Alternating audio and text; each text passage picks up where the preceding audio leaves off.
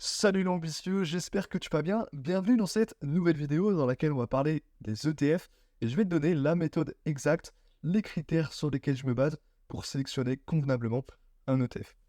Avant toute chose, il faut parler des avantages et des inconvénients des ETF. L'un des avantages, c'est qu'ils sont totalement passifs puisque ça réplique un indice. On ne peut pas faire plus passif que cette classe d'actifs. Ensuite, ils sont accessibles puisque généralement les ETF sont peu chers. Donc c'est un investissement qui est à portée de main. Et ensuite, peu de frais puisque en général, les ETF ont des frais en dessous de 0,5% et donc c'est parfait. On peut donc être diversifié tout en commençant à investir. C'est donc un actif de qualité pour commencer à s'exposer au marché. L'inconvénient, c'est que effectivement, le risque est faible, donc le rendement également. Et ensuite, on a également un risque de concentration. C'est pour cela, on le verra par la suite, qu'il faut choisir judicieusement ces ETF. Et donc, sur quels critères je me base finalement pour choisir convenablement mon ETF? Le premier critère que tu dois regarder, c'est la qualité de l'indice. Choisir un ETF, c'est choisir l'indice que tu souhaites suivre. Donc, renseigne-toi préalablement pour déterminer si cet ETF il correspond à ta stratégie et à tes objectifs. Donc vraiment, l'indice, c'est le point de départ. Ensuite, l'ancienneté. Pour les ETF, ce que je te suggère, c'est de viser des ETF avec minimum 3 ans d'ancienneté pour t'assurer de la validité des données. Parce que ce qu'on cherche, c'est des actifs pérennes sur le long terme, et donc plus on a d'ancienneté, plus on a de recul sur comment l'actif en question s'est comporté, et donc c'est bénéfique, c'est un bon point. Donc minimum 3 ans d'ancienneté. Ensuite, et ça va de soi, les frais de gestion. Les frais, ça dépend de plusieurs critères. Les devises, la méthode de réplication, etc. Et ça peut représenter une part substantielle que tu aurais pu investir. Donc, toujours sélectionner des ETF avec des frais inférieurs à 0,5%. Si vraiment l'ETF il est de qualité, tu peux payer un peu plus cher. Mais jamais plus, le but c'est quand même de réduire ses frais sur le long terme, puisque comme je te l'ai dit, ça représente une part des sommes substantielles que tu aurais pu investir. Ensuite, le prix de la part. Elle peut être importante en fonction du montant que tu souhaites investir. C'est particulièrement le cas si tu investis en DCA. Donc, là encore, veille donc à ne pas payer trop cher. Ou alors, tu attends donc les points bas. Pour ça, c'est très simple, tu utilises les supports et les résistances de l'analyse technique, c'est très utile pour repérer les points bas efficacement.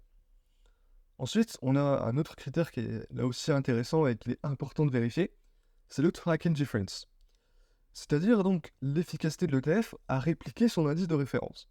Le but, c'est que cet ETF réplique fidèlement à la hausse ou à la baisse cet indice auquel il est adossé. Ça, c'est le principe de base. Et pour faire simple, tu dois étudier les écarts de suivi passés. Par exemple, si ton ETF a eu des écarts de suivi dans le passé, il est possible que ça se reproduise à nouveau à l'avenir. Alors c'est pas sûr, mais typiquement, quand tu choisis ton ETF, c'est quand même un critère à prendre en compte, puisque c'est quand même important. Le but, c'est pas d'avoir des ETF qui ne suivent plus leur indice de référence. Généralement, ce genre d'ETF est décoté préalablement. C'est quand même intéressant de savoir, de se faire une idée. Retiens que plus tu as de données, qu'elles soient historiques ou quantifiables, plus tu peux prendre des décisions d'investissement éclairées. Donc, compile de la data, n'hésite pas à comparer les données et à regarder. Ensuite, l'émetteur. L'émetteur, là aussi, il convient d'avoir un historique fiable pour connaître la solidité de celui-ci. Typiquement, privilégier toujours les émetteurs connus. Pourquoi? Parce qu'ils sont régulés, ils sont bien implantés sur leur marché. À l'heure actuelle, on a iShares de BlackRock, Lyxor ou Amundi. À toi de voir, de comparer les émetteurs en fonction des différents critères. Ensuite, on a les encours. Les encours, c'est également un critère assez intéressant à regarder. Il s'agit de déterminer la liquidité de ton investissement. C'est-à-dire, est-ce que tu peux revendre ou non facilement cet ETF. Le but, c'est quand même d'avoir une liquidité suffisante. Pour cela, je te conseille de privilégier les fonds avec 100 millions d'encours pour t'assurer de la liquidité et de la pérennité de cet ETF.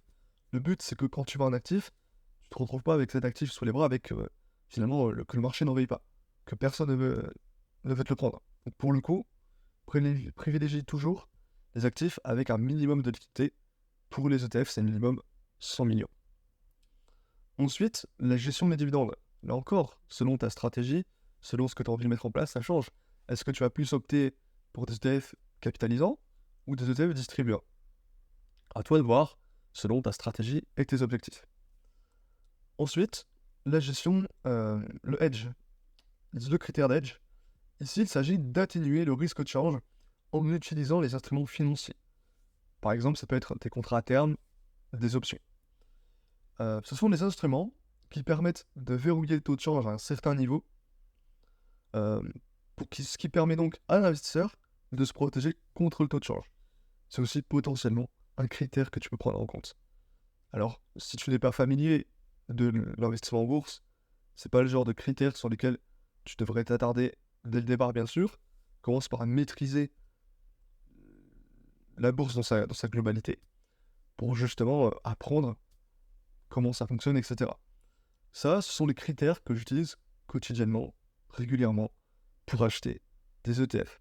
Retiens que les ETF sont une seule classe d'actifs et que bien sûr, il faut te diversifier sur d'autres classes d'actifs pour t'exposer à d'autres actifs non seulement, aussi pour diluer le risque, mais aussi pour profiter d'un meilleur rendement, bien sûr.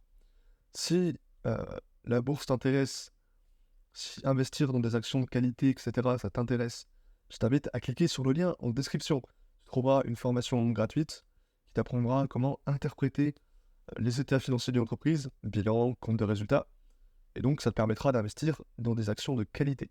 Si ensuite tu as l'envie de parler d'investissement, tu as juste simplement besoin d'avoir des réponses à tes questions, je t'invite à réserver ton appel stratégique offert. Tu as juste à cliquer sur le lien en description pour justement réserver ton créneau, et puis on s'appelle. Sur ce, ambitieux, cette vidéo elle est assez courte, elle va à l'essentiel. J'espère qu'elle t'a plu. Si elle t'a plu, lâche un like, abonne-toi, et je te dis à bientôt dans une prochaine vidéo.